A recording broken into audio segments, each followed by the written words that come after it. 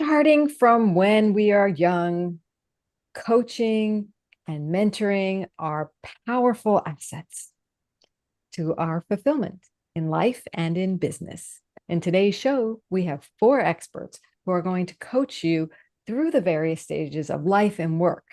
So get ready for a power pack session where they're going to share their advice on how to build a strong foundation, find your flow, and accelerate your success. So let's go say hi to our experts. Hi, Jan. Hi, I'm Jan Dunk, and I'm an education coach. I'm in the Annapolis Valley of Nova Scotia and can help people wherever they are. Thank you. Great to have you here, Jan. And hi, Christine. Hello there. I'm Christine Howard, a leadership lifestyle mentor, speaker, author, living in San Clemente, California. You can find me online at christinemariehoward.com. Great to have you here, Christine. And Victoria, hi. Hi, Laura. Yes, Victoria Bennett. I'm here in Calgary, Alberta, Canada, as you can tell by my strong Calgarian accent. And I am passionate about crowdfunding. So if you want to know more about crowdfunding, thecrowdfundinghub.com. Great to have you, Victoria. And hi, Sophia. Hi, my name is Sophia Schell. I'm an executive coach, a motivational speaker, and a leadership trainer. You can find me at sophiaschell.com, and I am located in Charlotte, North Carolina, although I provide my services worldwide. Wonderful to have you all here. We are going to have a power-packed coaching session here today. So on how to build your foundation, find flow, and accelerate your business. So I wanted to start off with you, Jan, because I know you work with students, and that's foundational to start coaching early on. What advice do you have for our viewers? So my big thing about it is when working with students or the students themselves, it's about giving time and space to build a relationship with the educator or the trainer. And once you have a relationship and you're comfortable with each other and understand where everybody stands, you can then work on a plan of attack, doing it together. So when you're working with students, it works better when they are part of that plan. My thing is what I talk to teachers about is working on skills and not topics. A lot of our curriculum is based on a topic or what they need to know versus the skill that underlies that topic, especially at the elementary level. We need to build those foundational skills. There's a whole bunch of foundational skills that are then transferable so that students have more capacity to learn detail later. But if they don't have that foundation, they can't go very far. Indeed. And what are those foundational skills? So a lot of those foundational skills are general. First of all, just being able to be with other people. How do we interact with each other? How do we treat each other with respect? How do we take criticism? And then we also work on the foundations of how do we read, write, do math, and how does the world work? So a lot of general knowledge base, because then the children and students can make other decisions when they have that understanding of those things and of themselves as well. So foundational also is how do they learn and how do they see themselves? We want them to see themselves in a positive light, but often kids don't. Yeah, and that's so powerful because of what you just said there at the end, because kids don't always see themselves as in a positive light. And the minute you can help them get there and actually help themselves to get there, they can shine and they can build that strong foundation for success going on. So thank you for the great work you're doing and that advice on building those foundational skills. So Christine, I wanted to go over to you and ask you what advice you have for our viewers about how to find flow in their life. Yes, thank you. We've been taught to use our mind and we've gotten really good at it. However, there's another power we have access to that we can tap into every day that will give us answers and guidance. It's that inner voice. Some people call it intuition or your higher self. And what I want to teach or share today is a super simple practice of inner listening. And this is a practice that I really encourage everyone to do daily, which really entails getting still, sitting down, having no distractions, setting a timer maybe even for 5 minutes and just listening for what comes through. Now, at first, it could be that monkey mind talking to you. You might get a lot of unfinished business that's been going on for you. But once you let that kind of flow through you and just be open to whatever is there for you, it's amazing what can come through. And it's stuff that your mind didn't have access to. This is where we can get into flow in our life, because it comes up with things that are unexpected, or there might be, I never thought of that kind of idea. I've had this happen many times for me. And the other thing I want to add, it's like a muscle. So the more we come to rely on it, the more we connect with it, the stronger that muscle is going to grow. And we'll get guidance unexpectedly for a phone call, or a person's name will pop into our head. And that helps us move our goals, dreams, projects along with a little more grace and ease.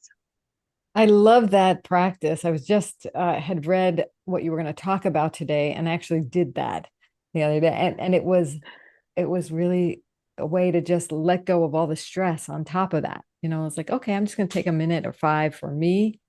And I was like so relaxed and had much more productive day. So thank you for that. Awesome. You're welcome. You're welcome. That inner stillness is so important. And this is just one of many tools to help cultivate that in your life. Yeah. Awesome. So now that we're in flow, we have a good foundation. I want to ask you, Victoria, about your advice for people who have businesses. How can they accelerate their business success? Well, I was just going to say, I loved Christine's advice. I think, the whole idea of meditation is just, and just thinking and listening is amazing.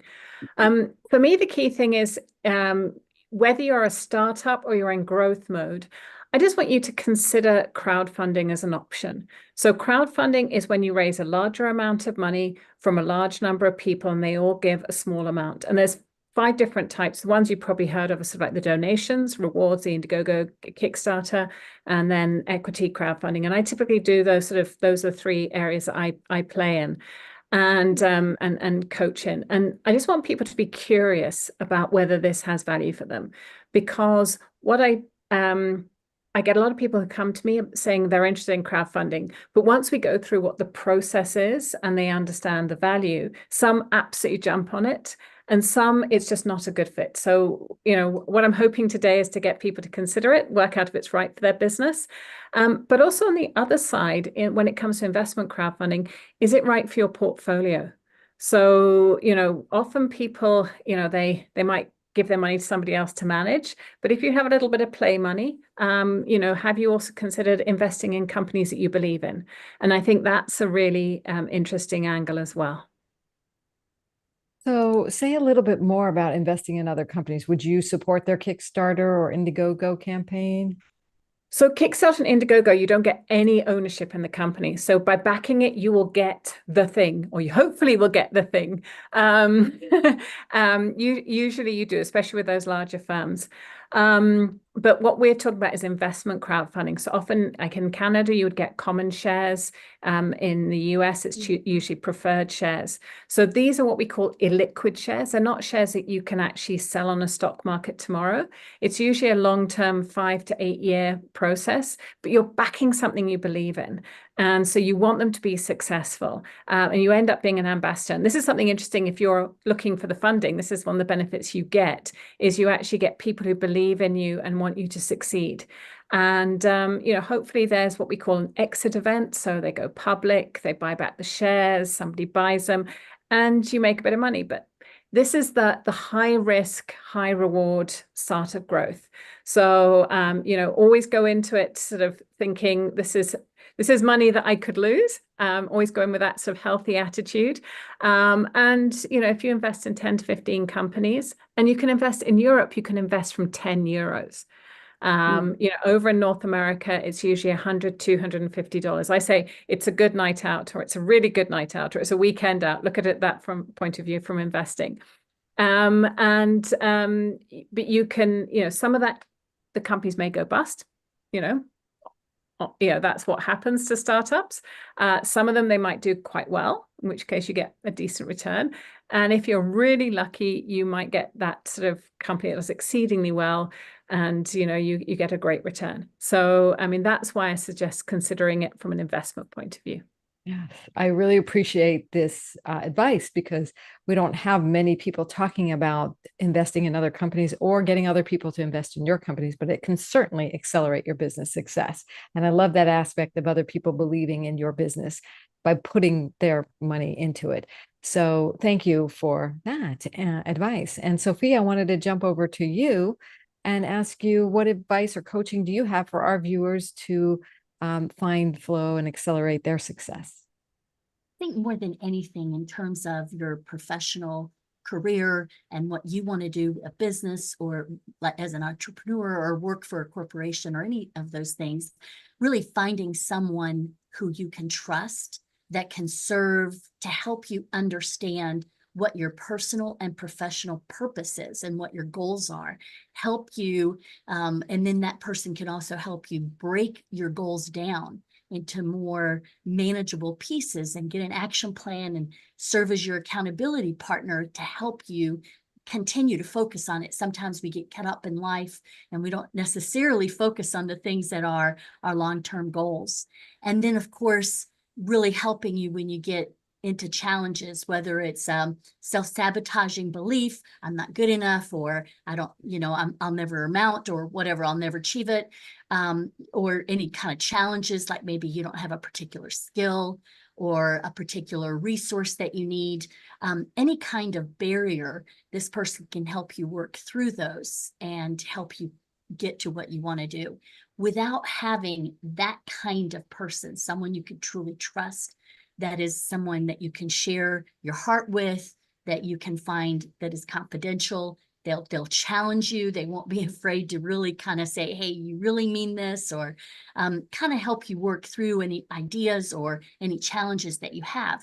If we don't have that kind of person, we really risk kind of getting into a living situation where we're on autopilot and we just kind of go through life. And next thing we know, we're kind of missing some things. We're feeling unfulfilled. We don't feel like we have a meaning or purpose in our life or our career, whether that's personal or professional. And then we miss opportunities to really achieve a really meaningful goal into our lives, something that's really important to us. So prioritizing those things by working with a coach and really getting someone to serve as that confidant, as that sounding board for you is real important. And it also seems like that person would see things that you can't see yourself, Absolutely. that might be in your way, or opportunities that might be right in front that they're not even acknowledging, and really help to get into the flow. Would you agree? Absolutely. Every one of us have little hidden things, little blind spots in our lives, things that we're not aware of.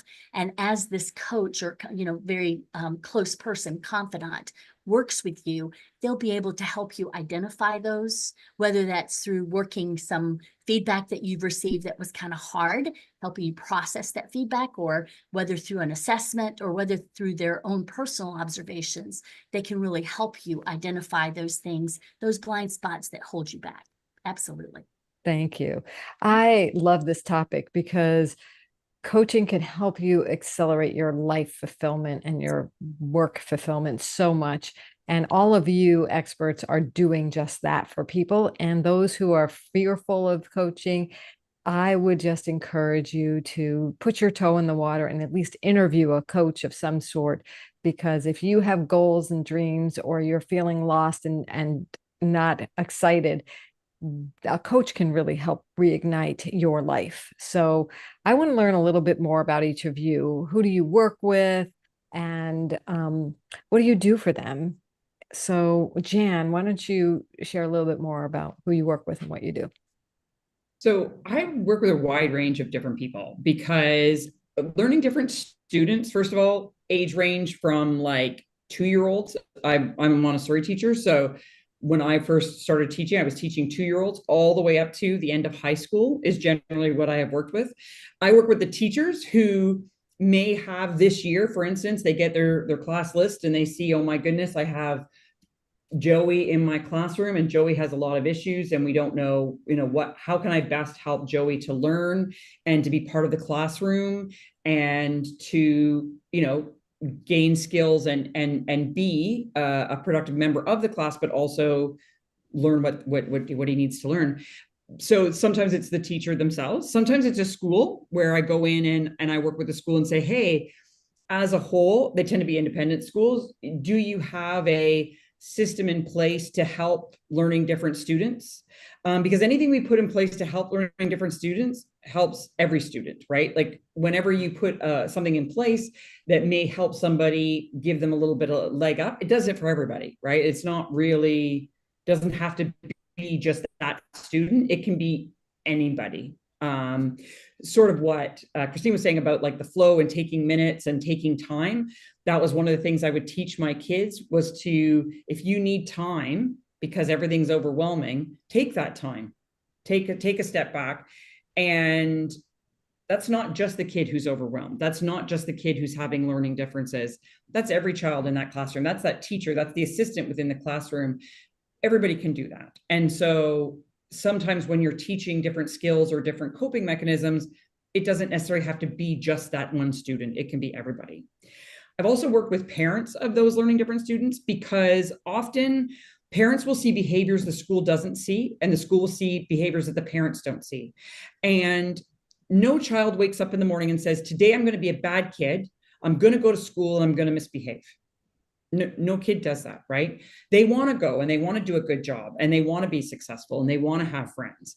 And so sometimes there's something in the way. There's those barriers you were talking about, Sophia. There's a barrier there and somebody can't see it. And sometimes that's how the parent runs their morning. Maybe if we run that morning a little bit differently, we're not going to build up that stress before we walk into the schoolroom.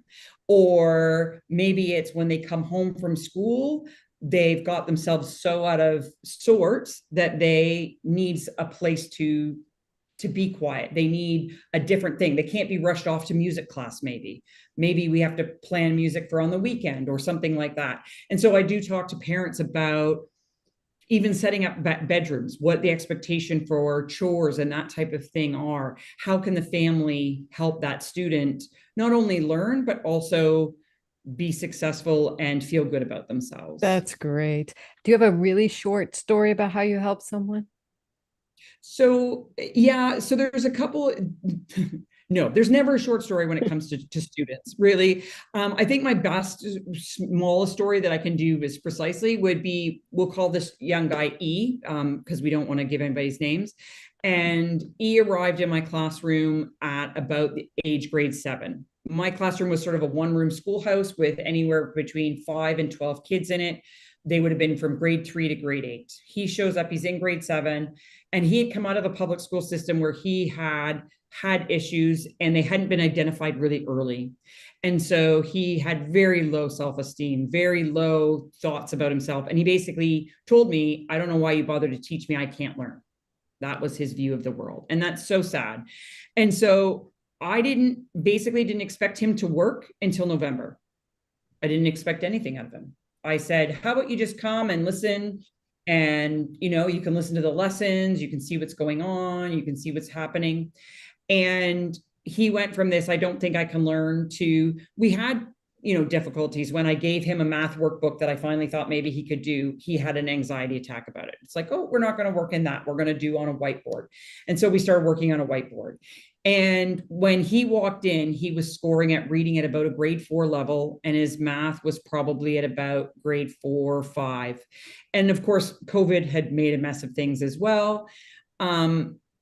Within the time, he graduated at grade 8 as per, schedule of what, one would think typically for his age. And he walked off to high school being able to read at level.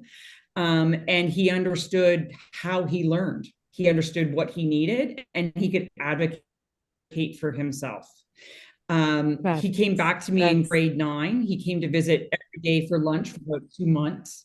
And he said to me, one of them, he said, did you know I got a math test back and I got 95 on it? He said, I might actually be smart. You know what, E? You are smart. And I knew that a long time ago. It took him 2 years to figure that out.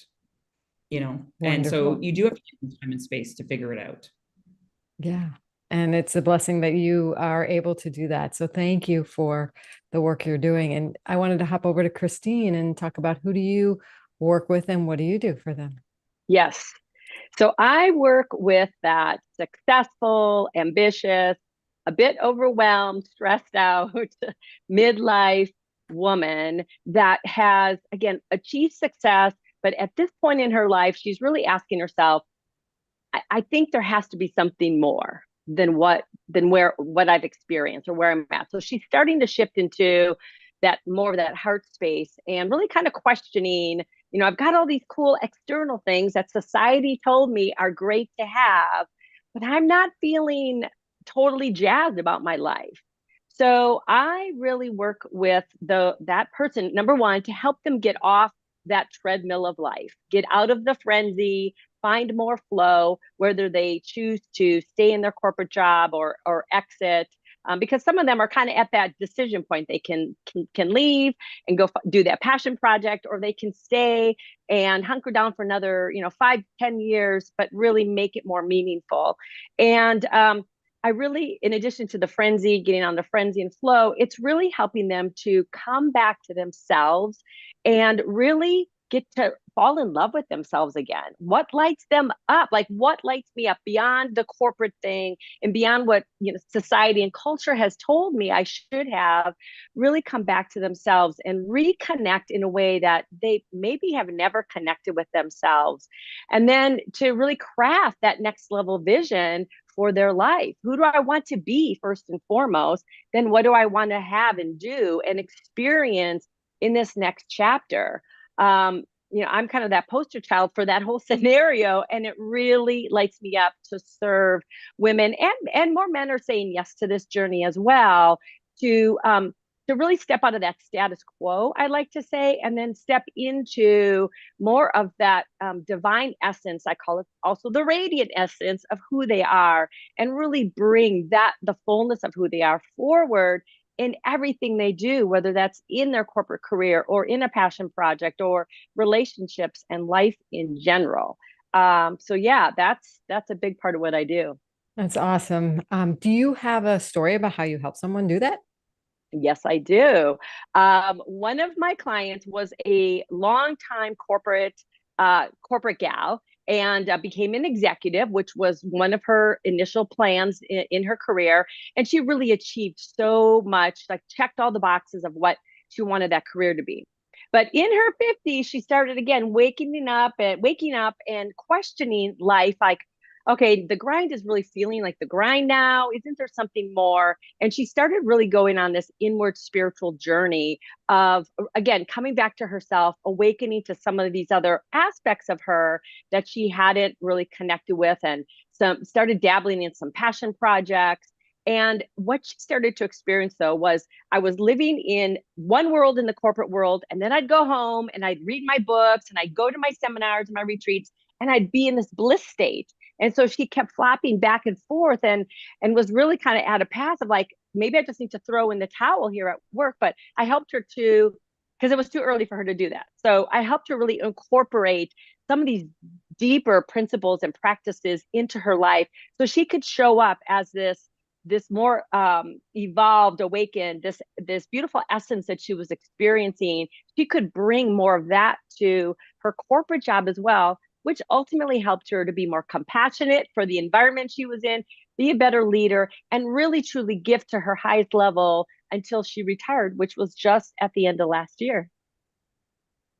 That's amazing. So thank you for that great story and work you're doing. And I wanted to hop over now to Victoria to talk about a little bit more about who do you work with and what do you do with them?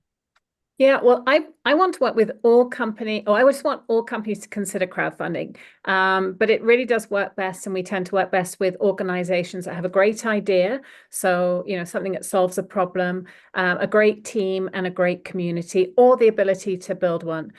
Because crowdfunding is fundamentally about marketing, and it's got some unique tips and tricks, and that's really where our coaching comes in.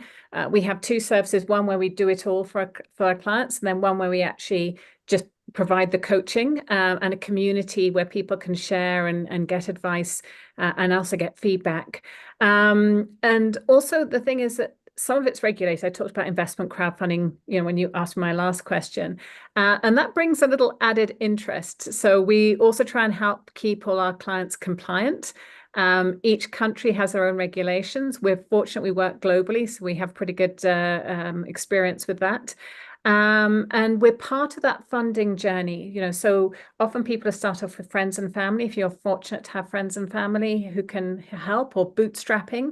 And we're part of that journey, and it may go on to angel investors, it may go on to VCs, institutional funding. So we want to be part of that journey and really make sure you're ready for that role.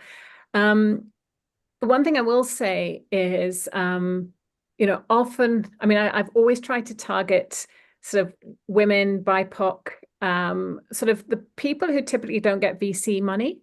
And women and BIPOC typically outperform men when it comes to crowdfunding. So that's also, I would say, a bit of a sweet spot. So if I can shake the trees out there, if there's anybody sort of interested, I really want you just to be crowdfunding curious and, see where we can help you. I love that. Do you have a story of someone you helped?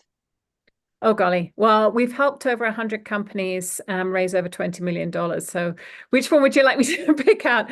I think one of the things is that, worked with a clothing company, and they had, active, it was a small localized company. They had an active social media group, but it was actually getting people to think, I'm buying ethically. Should I also invest ethically? So changing that mindset of their followers into investors. We raised just under $600,000 for them for 4 objectives. They achieved those 4 objectives. We communicated that out. We then went back and we raised 1.7 million for them.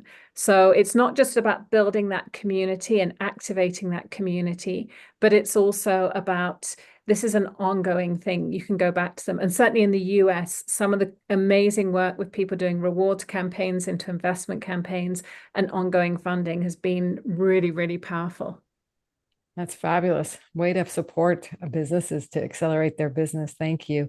So, Sophia, I'd like to learn a little bit more about who you work with and what do you do for them? Well, I tend to work with three different, can I call them client sets? One is emerging leaders, those who are great doers, but they either have never been a manager or they've gotten into a management or a leadership position, but they've never really received training or help in developing those. So things like communications, emotional intelligence, decision-making, any of those kind of things. The other thing I do with emerging leaders, typically you end up someone who is brand new to the organization and they just got hired on as a new leader, or it's someone who used to be a peer that is now a manager. And those are always really sticky situations, coming in and really getting that influence, not just the title, but the influence, and helping people work through some of those challenges as they come in. The second type of client that I typically have are those that are mid-career, different levels in the organization. Either they're stuck and they don't know what to do to get to a different place in their career, or maybe they're looking for opportunities. Maybe they want to get into entrepreneurship, or maybe change careers, or look for additional responsibilities, or maybe they have a particular area where they're struggling with. For example, a lot of my clients that are in this mid-career situation tend to really struggle with burnout. And that is, in fact, I just published a white paper around burnout and helping people really be their own self-advocate, and really helping organizations, if it is, I'm helping the organization with that problem, helping the organization understand what they can do as an organization, also what they can coach the organization, the individual, to do. And then the third kind of group that I work with are organizations themselves. And I use organization because it may not necessarily be a for-profit company or a corporation. It could be a volunteer organization or a missionary organization, any for and nonprofit, both. And they're really looking to help expand their leadership or do team building. A lot of folks struggle with remote or international metrics organization. I've got 30 years of that. So can really help them think through how to engage employees and how to help them have better communications, even though someone may be in India, Costa Rica, Mexico, all over the US or whatever else is going on. And then, of course, the kind of things I help organizations with are around developing leadership skills. Often companies have communication challenges and miscommunication challenges. They have challenges with strong personalities and folks really lacking in emotional intelligence, making decisions, prioritization, organizational change. Some of the other things that I help with are really conferences that they might want to do on particular topics. So I speak at a conference, whether as a breakout session or as a keynote speaker. So I tend to do all of those things with my clients. And can you share a little bit about how you got into this work? Oh, great question. I think more than anything else, I've spent 30 years in very large international companies, but I grew up the daughter of Greek immigrants and they had a small restaurant. So I've always wanted to get into entrepreneur, but never, it was just kind of a big dream at some point. And as I struggled with my own journey into burnout and just hitting my mid-career situation, I really struggled and I did not have a coach, which is why I now recommend please work with a coach, because you get yourself stuck, and I call it the hamster wheel. You get on that hamster wheel, you're in your early 20s, 30s, you want to get a house, you want to help your kids grow, you want a career, and you lose sight of what's really important. And so I found myself in that place. And as I got in my own journey, I realized I had a real passion to help others who are struggling in that. As a young leader, I never received any kind of quote unquote leadership training. I kind of fumbled my way through. And by working with clients, I help them accelerate and get there faster and smoother. You don't have to go through the ebb and flows and the challenges that I did and others did. So that's how I got into this sort of. And you're definitely helping other people with that. So thank you so much for the work you're doing. All of you are extraordinary coaches and mentors and really helping businesses and people thrive. And I really appreciate that. And that's who we have here at Women Speakers Association, are dynamic women who are up to something and also serving people. So I wanted to know a little bit from each of you what the value has been for you about Women Speakers Association, maybe in 1 minute or less. So Jan, why don't you share with us? I think the great thing about it is just exactly what's happening here, right? There's so many women who have so much wisdom and understanding of the world and different parts of the world, right? And different parts of business or different parts of your life or different parts of what you're doing. And now we're going to bring everybody together. We're going to put you all together like us and say, hey, wait a minute, I want to talk to you about how to fund my business. I want to talk to you about how to be a better leader. And everybody can share that knowledge amongst each other and have, listen to people, go to webinars, go to all those different things that you provide, and also just talking to the people that we're working with day to day and learning from them. And I think that's like fabulous. It really is. We have a tremendous community and you're part of it. And we're grateful for that. So, Christine, what has been the value of Women Speakers Association for you? I definitely want to play off what Jan just said. And part of it for me is that network and knowing here's other women that are taking that courageous leap to put themselves out there. They want to continue to grow and expand, whether that's, again, speaking or writing or networking. And that's been amazing. And then there's so many resources. I've attended some of the online events, and I know there's a whole plethora of other things to go back and watch and listen, which has been amazing because I know it's going to help me really launch that next phase that I'm desiring to launch. Fabulous. It's true. There are unlimited resources here, from the people resources and the programs we have. So Victoria, tell us about the value of Women Speakers Association for you. Well, as you've gathered, I'm passionate about crowdfunding and the democratization of capital. And I'm actually an ambassador of the National Crowdfunding Association. So I just want people to know about it, understand about it, and make a decision. And that's what the Women Speakers Association gives me, gives me the opportunity to learn how to do it better, gets me more places to talk about it.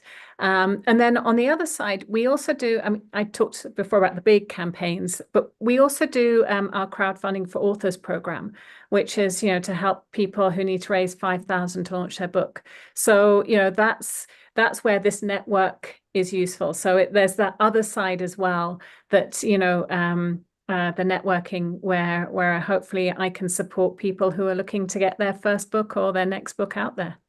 Awesome. Glad to have you here. And Sophia, tell us about the value for Women Speakers Association for you. Can I just say ditto to all that the ladies have said, but I'll add a few additional things.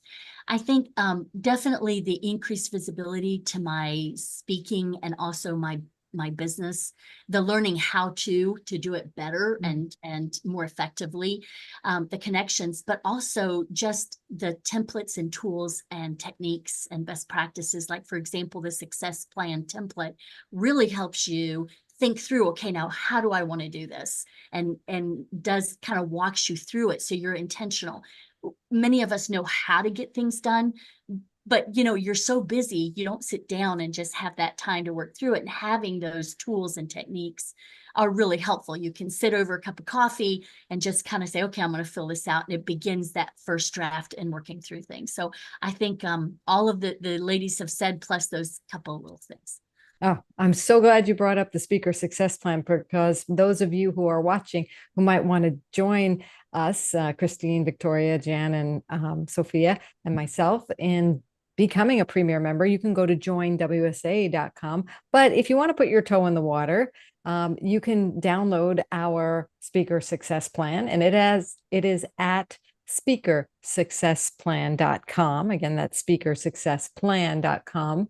It's free for you, and it kind of gets you into the fold. We'll send you an email each Monday telling you what's going on in our community. And if at any point you'd like to join us, you can certainly join us officially. So thank you again, ladies, for your huge contribution today.